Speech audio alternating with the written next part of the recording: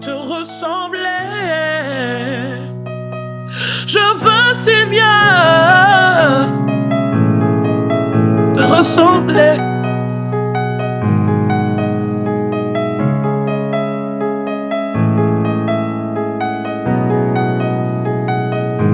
Je veux Seigneur. Bonsoir à tous, bienvenue dans Métamorphosis School.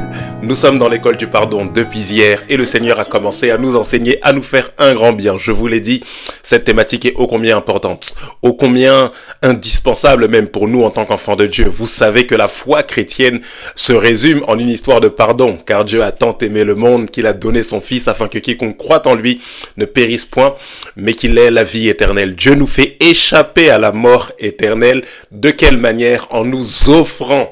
Vous entendez ça? Le pardon est un cadeau de Dieu, un cadeau que Dieu nous offre. C'est une grâce que Dieu nous fait de pouvoir hériter de cette vie éternelle. La vie chrétienne est une question de pardon dans toute sa globalité, dans toute son entièreté. Le soubassement, le fondement, la base, le socle de la vie chrétienne, c'est bien évidemment le pardon de Dieu. Alors en tant qu'enfants de Dieu, nous devons bien comprendre cette notion de pardon, savoir comment recevoir ce pardon de Dieu, que ce que nous avons vu d'ailleurs durant notre épisode d'hier, mais surtout savoir comment vivre dans ce pardon dans notre quotidien, parce que nous sommes appelés à être à l'image de notre Seigneur. Voilà pourquoi aujourd'hui, alors que nous allons un peu plus loin dans notre grande thématique sur l'école du pardon, nous allons voir, savoir pardonner les autres. Comment est-ce qu'on fait pour pardonner aux autres? C'est ce que nous allons essayer de comprendre à travers cet enseignement de ce soir. Mais avant d'aller un peu plus loin, bien évidemment, nous allons prendre le temps de prier. Alors de là où tu es, incline simplement la tête avec moi. Rendons grâce au Seigneur. Père de grâce, nous te disons merci. Merci de ce que tu nous enseignes et ce soir, tu vas encore une fois nous enseigner. Merci de ce que depuis hier, tu as commencé à nous faire comprendre la base, le fondement, Seigneur, de cette notion ô combien importante pour nous en tant qu'enfants de Dieu qu'est le pardon. Nous voulons, Dieu de grâce, saisir la portée, la puissance de ce mot, de ce terme, ou plutôt j'allais dire de cette révélation qui est le pardon, qui est ton pardon éternel, ce pardon qui nous purifie, qui nous justifie, ce pardon qui nous donne d'hériter la vie éternelle avec toi.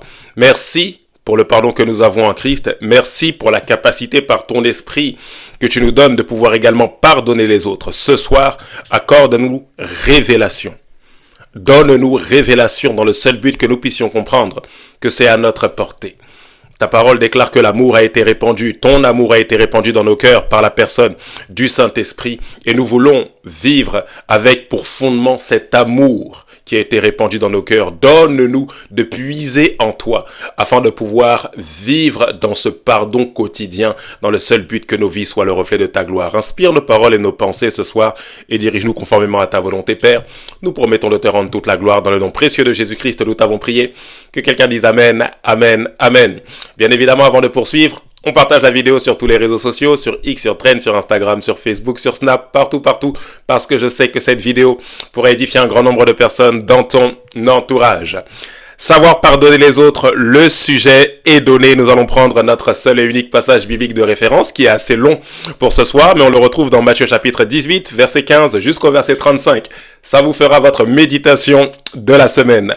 Matthieu 18, verset 15 jusqu'au verset 35, la parole de Dieu.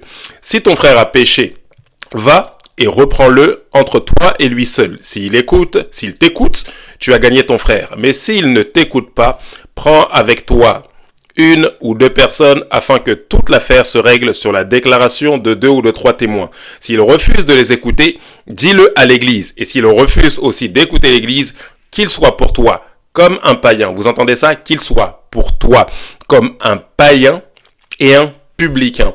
Alors j'aime cette parole du Seigneur parce que ici il précise en disant qu'il soit pour toi.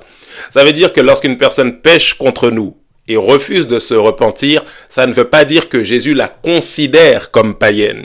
Ça ne veut pas dire que Jésus la considère comme injuste ou la considère comme impure. Non, il a dit qu'il soit pour toi. C'est-à-dire, toi en tant qu'être humain, étant donné que ton jugement peut parfois être biaisé, tu peux la considérer comme telle. Mais ça ne veut pas dire que moi, je la considère comme telle. Vous devez faire très attention à la manière dont vous traitez les autres. Ce n'est pas parce que des personnes deviennent vos ennemis qu'ils sont automatiquement devenus les ennemis de Jésus.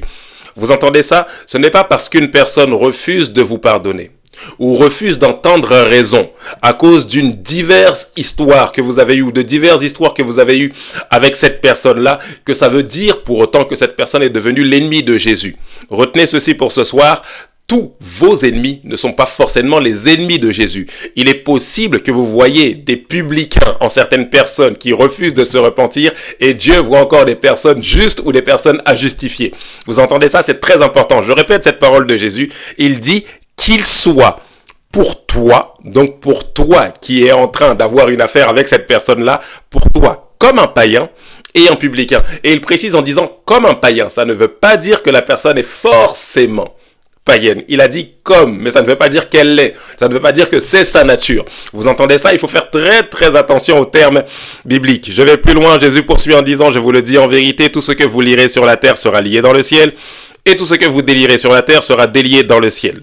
Je vous dis encore, si deux d'entre vous s'accordent sur la terre pour demander une chose quelconque, elle leur sera accordée par mon Père qui est dans les cieux. Car là où deux ou trois sont assemblés en mon nom, je suis au milieu d'eux. Alors Pierre s'approcha de lui et dit, Seigneur, combien de fois pardonnerai-je à mon frère lorsqu'il péchera contre moi? Sera-ce jusqu'à 7 fois? Jésus lui dit, je ne te dis pas jusqu'à 7 fois, mais jusqu'à 70 fois, littéralement jusqu'à 70 fois 7 fois. C'est pourquoi le royaume des cieux est semblable à un roi qui voulut faire rendre compte à ses serviteurs. Quand il se mit à compter, on lui amena un qui devait 10 000 talents. Comme il n'avait pas de quoi payer, son maître ordonna qu'il fût vendu, lui, sa femme, ses enfants et tout ce qu'il avait, et que la dette fût acquittée. Le serviteur se jetant à terre se prosterna devant lui et dit, Seigneur, aie patience envers moi et je te payerai tout.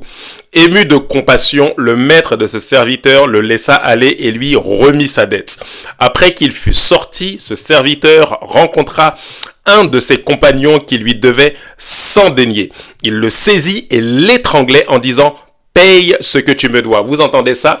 Une personne a été pardonnée par le maître alors qu'il avait une dette ô combien considérable. Et le voici à côté d'un de ses compagnons, un de ses collègues, si je peux dire ça comme ça, qui lui doit simplement 100 deniers, c'est-à-dire une dette beaucoup plus inférieure à ce qu'il devait lui, à son maître. Et voici comment il traite la personne qui lui doit tout simplement 100 deniers. Il lui dit ceci, il le saisit et l'étranglait en disant, paye ce que tu me dois. Son compagnon se jetant à terre le suppliait disant, aie patience envers moi et je te paierai, mais l'autre ne voulut pas. Vous entendez ça? Une personne qui a été pardonnée refuse à son tour de pardonner. Et il alla le jeter en prison jusqu'à ce qu'il eût payé ce qu'il devait. Waouh! Ses compagnons, ayant vu cela, vu ce qui était arrivé, furent profondément attristés.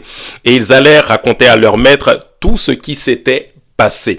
Ici, c'est très intéressant de comprendre ça. Alors, des personnes sont en train de vivre une scène. On voit une personne qui a été pardonnée par son maître, parce qu'elle devait une dette considérable, et qui, à son tour, se retrouve face à une personne qui lui doit de l'argent, et cette fois-ci qui refuse de pardonner une personne qui lui doit de l'argent, mais largement inférieur à ce que lui devait. Et il refuse, il l'étrangle, il le jette en prison. C'est-à-dire, on pourrait dire, mais quel manque de grâce, quel manque de miséricorde. Et ce qui est intéressant, c'est que la Bible dit qu'il y avait des compagnons autour qui avaient vu. Vous savez, quand vous vous comportez d'une certaine manière avec les gens, lorsque vous êtes méchant, lorsque vous êtes dur, il y a toujours des témoins qui regardent. Il y a toujours des personnes qui vous observent. Ne vous dites jamais que personne ne vous regarde ou que les gens sont juste là à passer. Ils sont là, mais ils ne prêtent pas réellement attention. Dans la manière dont vous vous comportez avec les hommes, il y a toujours quelqu'un qui est là pour observer, pour prendre note. Et on va voir par la suite en quoi cette révélation est importante. Alors le maître fit appeler ce serviteur et lui dit, méchant serviteur, je t'avais remis en entier ta dette parce que tu m'en avais supplié. Ne devais-tu pas aussi avoir pitié de ton compagnon? Vous entendez ça? C'était son compagnon. C'est-à-dire, ce n'était pas un étranger, ce n'était pas un inconnu, mais c'était son compagnon. Comme j'ai eu pitié de toi. Et son maître irrité le livra au bourreau. Vous entendez ça? Le livra au bourreau. Jusqu'à ce qu'il eût payé tout ce qu'il devait. C'est ainsi que mon Père Céleste vous traitera si chacun de vous ne pardonne pas à son frère de tout son cœur. Oh combien j'aime cette parabole, oh combien cette parabole est intéressante. Alors en quelques minutes, nous allons expliquer cette parabole et comprendre quelle est la révélation que le Seigneur veut amener à notre appréciation pour notre enseignement de ce soir. Premièrement, vous le savez comme moi, rappelez-vous, on en a parlé lorsque nous avons étudié la personne du Saint-Esprit, lorsque nous avons parlé également de la direction divine, mais lorsqu'on parle du chiffre 7, dans la Bible, le chiffre 7 est souvent utilisé en rapport, rappelez-vous, avec quoi? Avec la symbolique de la perfection divine. Lorsqu'on parle du chiffre 7, généralement, ça renvoie à l'idée de la perfection de Dieu. Mais également, lorsque ce chiffre est employé, ça fait référence à une grande quantité.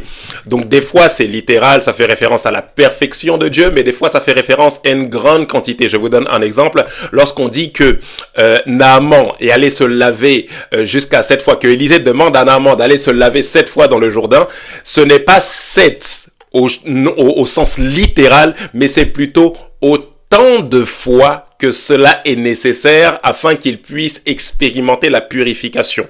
De la même manière, lorsque les compagnons de Daniel, Shadrach, Meshach, Abednego, refusent de se prosterner devant le roi, la statue du roi de Babylone, et que le roi de Babylone ordonne que la fournaise soit chauffée 7 fois plus fort encore, c'est autant de fois que cela est nécessaire dans le seul but que les compagnons, lorsqu'ils rentreront, soient littéralement calcinés, mais par la grâce de Dieu, ils n'ont pas été calcinés, mais ils ont découvert dans la fournaise le 4e homme. Alors ce chiffre 7 renvoie à cette idée de divinité, de perfection divine. On parle des 7 esprits qui sont devant le trône de Dieu. On parle de la perfection de l'action de l'esprit. Rappelez-vous l'esprit de sagesse, d'intelligence, toutes ces choses-là que nous avons vues lorsque nous avons parlé du Saint-Esprit. On parle également des 7 dispensations: innocence, conscience, gouvernement humain, promesse, loi, grâce et dispensation du millénium. Le chiffre 7 renvoie toujours à cette idée, soit de perfection divine ou encore de quantité en grand nombre, qui veut dire autant de fois que. Alors ici, nous sommes dans le cadre où l'apôtre Pierre, après tous les enseignements de Christ, pose la question au Seigneur en disant ceci: Seigneur, si mon frère a péché contre moi, est-ce que je dois juste le pardonner jusqu'à 7 fois? Ici, l'apôtre Pierre parle au sens, Simon parle au sens littéral du terme. Et Jésus va plus loin en disant non, c'est pas jusqu'à 7 fois, mais 70 fois 7 fois. Donc si vous faites le calcul, ça fait 490 fois pour ceux qui sont bons en mathématiques. Mais lorsque Jésus demande de pardonner 490 fois, ce n'est pas au sens littéral. Mais il est en train de dire ici, tu dois pardonner autant de fois que cela est nécessaire. Autant de fois que la personne qui t'a offensé a besoin de ton pardon, tu dois le lui accorder. Ici, il est en train d'amener cette pensée ou cette notion du pardon au niveau de la perfection divine. Il fixe ici le 7 fois, 70 fois, non pas comme une quantité, mais plutôt comme une qualité, la manière ou la façon dont Dieu nous pardonne. Lorsque Dieu nous pardonne, il ne se lasse pas de nous pardonner. Lorsque Dieu nous pardonne, il nous pardonne autant de fois que cela est nécessaire. Oh, j'ai envie de dire à une personne ce soir, encore une fois, depuis hier, je ne sais pas, cette pensée est dans mon cœur, mais ne t'auto-condamne pas. Dieu ne te condamne pas. Dieu a effacé tes transgressions et Dieu prend plaisir à nous pardonner. Oh, Dieu ne tolère pas le péché. Dieu ne tolère pas nos iniquités, mais Dieu prend plaisir à nous pardonner. Il aime nous pardonner. Il aime nous voir consolés par son pardon. Il aime nous faire miséricorde. Il aime nous regarder avec compassion. La Bible dit Jésus fut ému de compassion. La compassion fait partie des attributs de Dieu. Dieu aime manifester ce trait de caractère. Il aime manifester la compassion à sa créature qui est l'homme. Il sait que nous ne sommes que poussière. Il sait que nous sommes faibles. Il sait que nous avons besoin de sa grâce. Ne te condamne pas. Ne t'auto-flagelle pas, parce que Dieu peut et veut te pardonner. Oh oui, Dieu ne se lasse pas de pardonner. Alors il nous demande, à la même manière que lui, de pardonner exactement de la même manière. De pardonner 7 fois, 70 fois, c'est-à-dire autant de fois que cela l'impose ou encore que cela le demande. Alors la question que nous devons nous poser ce soir, avant de clôturer notre enseignement, bien évidemment, c'est pourquoi est-ce que nous devons pardonner? Pourquoi est-ce que nous devons pardonner? Premièrement, vous l'avez compris, nous pardonnons pourquoi? Parce que Dieu nous pardonne et nous devons tout simplement être à son image. Si vous pardonnez, c'est parce que le Seigneur vous le demande. Et pourquoi il vous le demande? C'est parce que lui-même, il est comme ça. Dieu ne vous demandera jamais de faire quelque chose qui est en dehors de sa nature. Pourquoi? Parce qu'il a créé l'homme à son image. Rappelez-vous, c'est la raison pour laquelle nous sommes sur la terre. Nous avons été créés pour être le reflet de notre Créateur. Alors si Dieu nous demande de pardonner, si Dieu nous ordonne de pardonner, si Dieu nous commande de pardonner, ce n'est pas simplement pour nous fixer des règles. Ce n'est pas pour nous fixer des règles de vie qui sont contraignantes pour nous. Ce n'est pas pour nous obliger à faire quelque chose que nous n'avons pas envie de faire. Mais c'est tout simplement parce que nous sommes appelés à être le reflet de sa gloire. Dans la manifestation de la gloire de Dieu, il y a cette notion de pardon. L'un des traits de la manifestation, de l'expression de la vraie nature de Dieu, il y a le pardon. Lorsque la nature de Dieu s'exprime, qu'est-ce qu'il fait? Il pardonne. Et la parole est venue habiter, tabernacler parmi les hommes. Nous avons contemplé sa gloire, pleine de grâce et de vérité. Lorsque la gloire de Dieu est contemplée, qu'est-ce qu'on voit? On voit la grâce. Lorsque la gloire de Dieu est pleinement révélée, pleinement manifestée, qu'est-ce qu'on voit? On voit sa grâce. Alors lorsque le Seigneur nous demande de pardonner, la pensée qui est derrière, c'est je veux que vous soyez à mon image. De la même manière que je pardonne, vous devez aussi me ressembler et pardonner. N'est-ce pas la Bible qui dit soyez parfaits comme votre Père Céleste est parfait. Mais lorsqu'on parle de parfait pour nous en tant qu'être humain, ça ne veut pas dire qu'on n'a pas de défaut, mais ça veut tout simplement dire qu'on a l'attitude appropriée quel que soit le contexte. Lorsque on est tombé, on se relève, on demande pardon à Dieu. Lorsqu'on a été offensé, on est en mesure d'offrir notre pardon. On est en mesure de traiter les hommes comme ils ne le méritent pas parce qu'on a conscience que Dieu nous traite comme nous ne le méritons pas. Vérité numéro 2. Pourquoi est-ce que nous devons pardonner? Parce que le manque de pardon nous fait du mal à nous-mêmes. Je répète, le manque de pardon vous fait du mal à vous-même. Premièrement, vous êtes le reflet de l'image de Dieu. Vous êtes appelé à lui ressembler. Alors lorsque vous ne ressemblez pas à Dieu, automatiquement vous êtes en train de vous autodétruire. Pourquoi? Parce qu'une création ou une créature est créée par un créateur dans le seul but qu'elle fonctionne selon le mode d'emploi. Alors si j'ai été créé pour lui ressembler mais que je ne lui ressemble pas, automatiquement je me retrouve dans des problèmes. Pourquoi? Parce que je ne vis pas en fonction de la raison pour laquelle j'ai été créé. J'ai été créé pour ressembler à Jésus. Et si étant créé pour ressembler à Jésus, car ceux qu'il a connus d'avance, il les a aussi prédestinés à être semblables à l'image de son Fils, si je suis créé pour ressembler à Jésus mais que je ne lui ressemble pas, automatiquement ma vie expérimentera des dysfonctionnements. Voilà pourquoi une personne qui ne pardonne pas se fait du mal à elle-même. Pour quelle raison? Parce que lorsque, vous pouvez le noter, lorsque vous refusez de pardonner, vous arrêtez votre vie là où vous avez été blessé par quelqu'un qui ne fait probablement plus partie de votre vie aujourd'hui. Je répète, lorsque vous refusez de pardonner une personne, c'est comme si vous arrêtiez votre vie à un événement qui s'est passé, dans lequel une personne dans le passé vous a blessé, alors que cette personne qui vous a blessé, contre qui vous avez de la rancœur aujourd'hui, ne fait plus aujourd'hui partie de votre vie. C'est comme si vous ramenez votre futur dans le passé. Alors vous vivez dans le futur avec une blessure du passé. C'est comme si vous déportez votre blessure. C'est-à-dire vous avez une blessure qui franchit les barrières générationnelles. La blessure s'est passée il y a 10 ans, il y a 15 ans, parfois même il y a 30 ans. Mais le comportement que vous avez aujourd'hui et avec toutes les personnes qui vous entourent est tout simplement la conséquence du refus que vous avez de pardonner une personne qui vous a blessé il y a 20 ans. Il y a 20 ans, une personne, un homme t'a abandonné. Il y a 20 ans, une femme t'a abandonné. Et aujourd'hui, 20 ans plus tard, tu es encore en train de dire toutes les femmes sont les mêmes, tous les hommes sont les mêmes. Il y a 20 ans, ton frère, ta sœur ne t'a pas soutenu. Et aujourd'hui, 20 ans, 30 ans plus tard, tu es marié, tu as des enfants et tu inculques ces valeurs-là même à tes enfants. Oh, vous savez, ne vous faites pas confiance de toute façon parce que on ne sait jamais. Oui, c'est vrai qu'on est une famille, mais voilà, l'expérience m'a montré que vraiment dans les familles, on ne peut faire confiance à personne. Vous êtes en train de perpétuer et au final, non seulement vous vous détruisez, mais vous détruisez les personnes qui vous entourent. Une personne qui refuse de pardonner se ramène dans le passé alors qu'elle est déjà dans le futur. J'ai envie de vous dire une chose, les choses anciennes sont passées. toutes choses sont devenues nouvelles. Laissez votre passé dans le passé et choisissez d'avancer en faisant confiance dans l'avenir.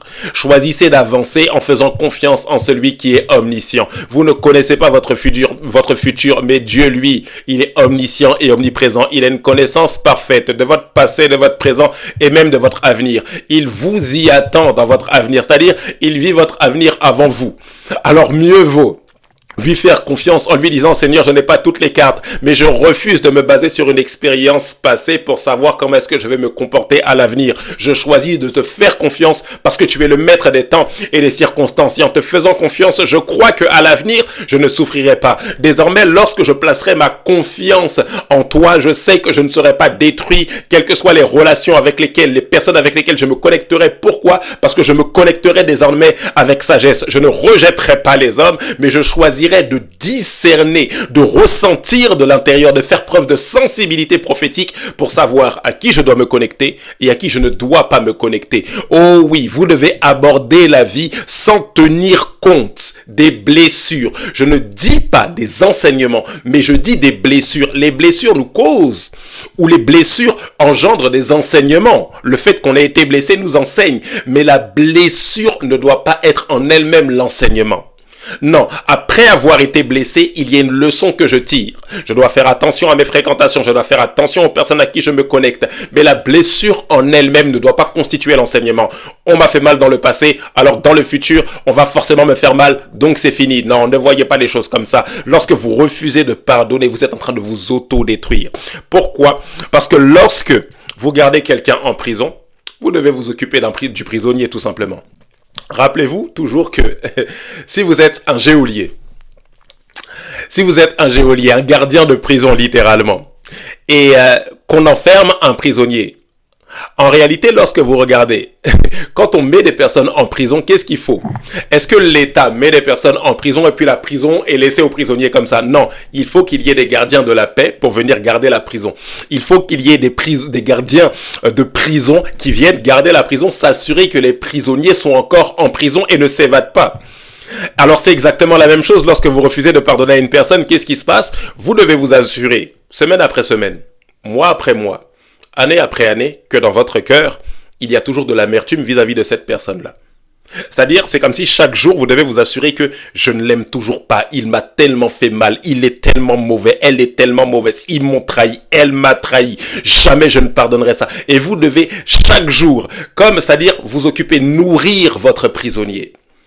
Parce que les prisonniers, même s'ils sont en prison, nous devons les nourrir. L'État doit les nourrir. Ils doivent leur donner à manger, leur donner à boire. Ils doivent leur permettre de se laver. Et c'est comme si beaucoup de personnes qui refusent de pardonner continuent à nourrir l'amertume qu'ils ont vis-à-vis d'une personne. Continuent à laver, nettoyer l'amertume, la colère, toute la haine. Continuent à donner de quoi boire. C'est-à-dire, ils abreuvent. Et du coup, ces sentiments d'amertume ont comme de la puissance, de la force. Pourquoi? Parce que lorsque vous êtes en prison, vous devez vous occuper comme il se doit du prisonnier que vous avez enfermé. Sauf que le manque de pardon, les prisonniers, vous les enfermez où? Dans votre propre cœur. C'est ce qui fait que vous avez l'impression d'avoir un cœur amer, un cœur lourd. Vous avez l'impression de ne jamais bien vous sentir. Pourquoi? Parce que bien souvent, il y a tellement de personnes qui sont enfermées dans chaque compartiment de votre cœur. Telle personne, non, je ne peux pas lui pardonner. Ce qu'il m'a fait, c'est trop. Telle personne, elle non plus, je ne peux pas. Pourquoi? C'est trop. Telle personne, lui non plus, je ne peux pas. Pourquoi? Parce que la personne m'a fait beaucoup trop de mal et ça me fait tellement mal que je dois m'assurer que ça continue à me faire mal pour continuer à avoir de la haine vis-à-vis de cette personne. Ne nourrissez pas les prisonniers que vous avez enfermés dans votre cœur, mais ouvrez la porte de la prison et laissez-les partir. Ne nourrissez pas les frères, les sœurs, quelles que soient les personnes, quelles que soient les raisons, quel que soit le mal qui vous a été fait. Ne nourrissez pas ces blessures. Ouvrez la porte de la prison et choisissez de pardonner. Refusez de vous occuper d'un prisonnier parce que lorsque le gardien de prison doit s'occuper du prisonnier, il est obligé lui-même de rester en prison pour s'en occuper. Il ne vient pas donner à manger puis il rentre chez lui. Non. Des fois, ils se relaient. Ils sont plusieurs gardiens de prison. Et il faut toujours qu'il y ait quelqu'un qui reste dans la prison, mais pas parce qu'il est prisonnier, mais parce qu'il doit s'occuper du prisonnier. En réalité, quand vous enfermez quelqu'un en prison, vous restez avec lui dans cette prison-là jusqu'à ce que cette personne soit libérée. Libérez les prisonniers de votre cœur. Refusez de garder cette rancœur, cette amertume, mais libérez-vous en libérant les personnes que vous avez enfermées. De quelle manière? en pardonnant. Pourquoi est-ce qu'il faut pardonner? Parce que c'est le point de départ du processus de guérison. Vous l'avez compris. On ne guérit pas avant de pardonner, mais on pardonne pour guérir. On n'attend pas de ne plus ressentir d'amertume vis-à-vis d'une personne pour pardonner à la personne. On se dit pas non, j'ai trop de haine, trop d'amertume pour lui. Si je dis que je lui pardonne, ce serait hypocrite. Non, je choisis de lui pardonner afin de libérer mon âme de l'amertume. Vous allez voir que le pardon, c'est comme de l'alcool qu'on applique sur une plaie qui vient de s'ouvrir. La plaie est ouverte, ça fait mal et on met de l'alcool et ça blesse. Mais on n'arrête pas de mettre de l'alcool. Pourquoi? Parce que c'est l'alcool qui permet de cicatriser. Alors lorsque vous dites à une personne, je te pardonne, ou lorsque vous priez en disant, Seigneur, accorde-moi la grâce de pardonner à cette personne. Seigneur, je pardonne à cet homme ou cette femme qui m'a fait du mal. Je refuse de la garder dans mon cœur. S'il est possible que ça fasse du mal à votre cœur lorsque vous pensez à tout le mal que cette personne vous a fait, mais quand vous ressentez ce mal-là, ce n'est pas de l'hypocrisie. Quand vous continuez à ressentir de la haine vis-à-vis d'une personne pour laquelle vous êtes en train de pardonner ou demander pardon à l'instant même, vous n'êtes pas en train de souffrir, vous êtes en train de guérir. La douleur que vous ressentez est une douleur de cicatrisation. Alors lorsque vous pardonnez, ce n'est pas le tout, mais c'est le point de départ de la restauration de votre cœur au niveau de cette blessure qui a été causée par cette personne-là. Pourquoi vous pardonnez? Bien évidemment parce que vous n'êtes pas parfait et vous aimeriez que les autres vous pardonnent aussi si vous fautez. Jésus dit ceci dans Matthieu chapitre 7, verset 1 jusqu'au verset 2. « Ne jugez point afin que vous ne soyez point jugés, car on vous jugera du jugement dont vous jugez et l'on vous mesurera avec la mesure dont vous mesurez. »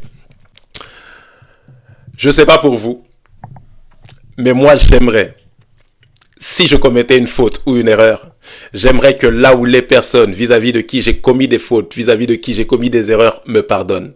Je n'aimerais pas être rejeté à cause d'un mal que j'ai commis, intentionnellement ou accidentellement.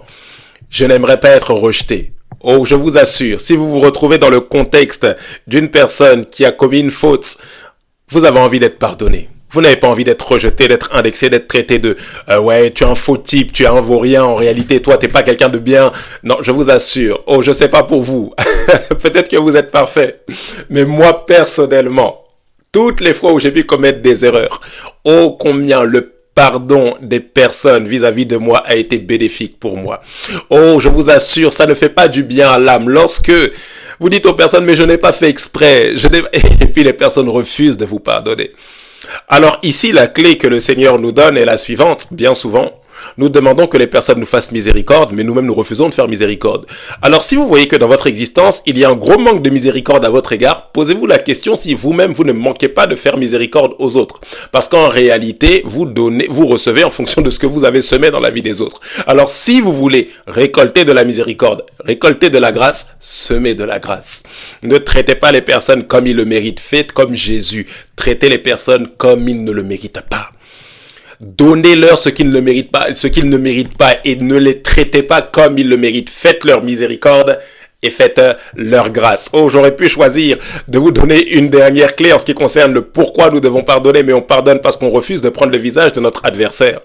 En réalité, lorsque vous êtes blessé par une personne et que vous choisissez de punir cette personne en refusant de lui pardonner, vous commencez à prendre son visage. Pourquoi? Parce que la personne vous a blessé et à votre tour, vous voulez blesser la personne. Alors, qu'est-ce que vous faites? Vous dites non, je ne dois pas prendre son visage, mais je dois prendre le visage de Jésus. Ne laissez aucune circonstance de la vie vous amener à prendre le visage de votre ennemi. Ne laissez aucune circonstance de la vie vous amener à prendre le visage de votre adversaire. Aucune circonstance de la vie. Oh oui, si parfois ça passe par le fait de fermer votre bouche alors que vous savez que là vous auriez pu vous défendre, vous battre, toutes sortes de choses, mais que vous retenez ça. Pourquoi? Par motif de conscience envers Jésus, pas envers la personne, pas parce que vous aimez tellement la personne, mais parce que vous aimez tellement le Seigneur que vous voulez lui ressembler, alors vous manifestez de l'amour vis-à-vis de cette personne-là. Vous refusez de prendre le visage de votre adversaire, vous avez la victoire dans tous vos combats. Lorsque vous refusez de prendre le visage de votre adversaire, quelle que soit la nature du combat, quelle que soit la confrontation, mais que dans le combat, vous choisissez de ressembler à Jésus, quelle que soit l'issue, même si à la fin on vous a traité de faible, même si à la fin on vous a traité de nul, même si à la fin on vous a dit ouais il a même pas parlé, il n'a rien dit, mais que à la fin vous ressemblez à Christ, vous avez gagné la bataille. Si la finalité de ce combat, c'est que vous n'avez pas fléchi le genou devant Baal, mais que vous êtes resté à l'image de Christ jusqu'au bout, vous avez gagné le combat. Refusez de prendre le visage de vos adversaires. Je termine juste avec la question comment pardonner. Comment pardonner, bien évidemment. Comment est-ce qu'on fait pour pardonner? Premièrement, on pardonne comme Christ. De la même manière que Christ nous a pardonné. Luc chapitre 23 verset 34, Jésus dit, Père, pardonne-leur car ils ne savent pas ce qu'ils font. Vous devez le comprendre, pardonner ne signifie pas que vous ne ressentirez plus la douleur. Jésus sur la croix ressentait les clous, mais pourtant il pouvait dire, Père, pardonne-leur car ils ne savent pas ce qu'ils font.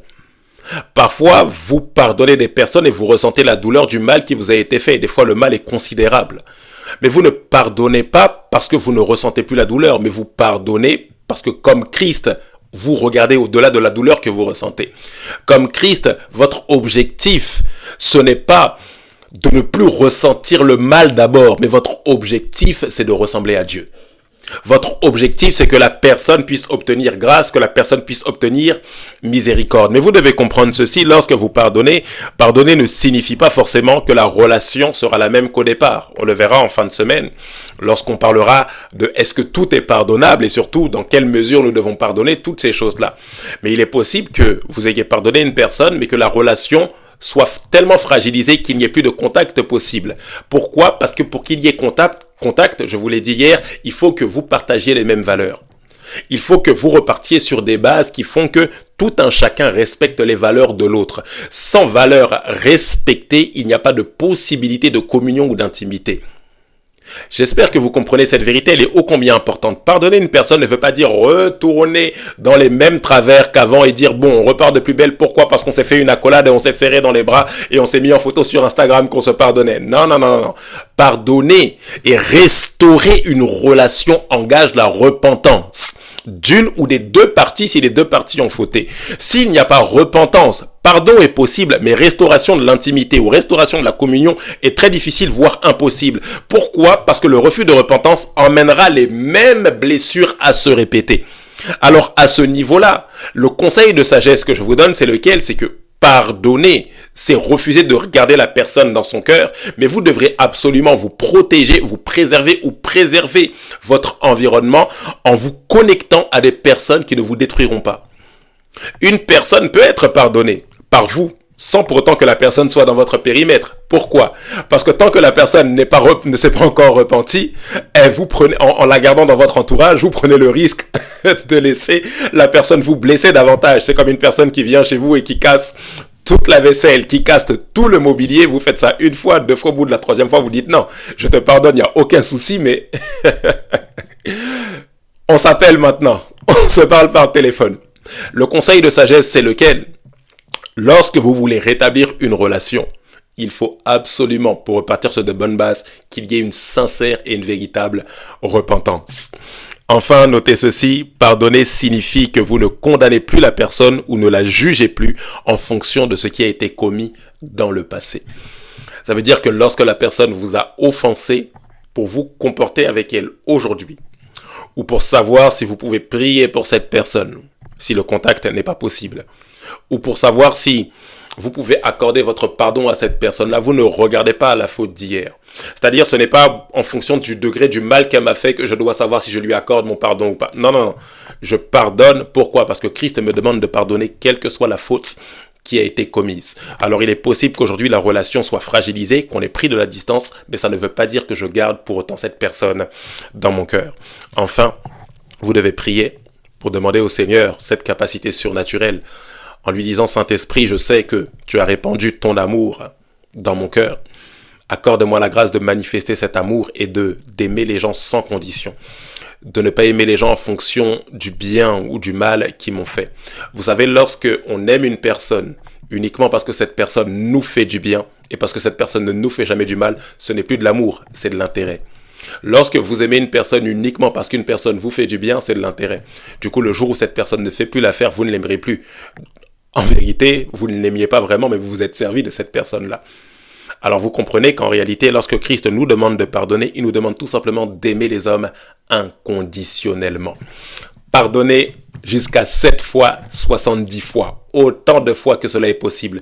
Et je prie que le Seigneur nous accorde la grâce à tout un chacun de pardonner comme lui nous a pardonné. Demain, nous irons encore plus loin dans ces merveilleux enseignements sur l'école du pardon. Prenez le temps d'écouter, de réécouter encore cette vidéo qui est ô combien importante et bénéfique, surtout en ce qui concerne nos relations. Et je vous donne rendez-vous demain soir pour la suite de cet enseignement. À très bientôt avec Metamorphosis School, l'école de la transformation. Que Dieu vous bénisse. Bye bye.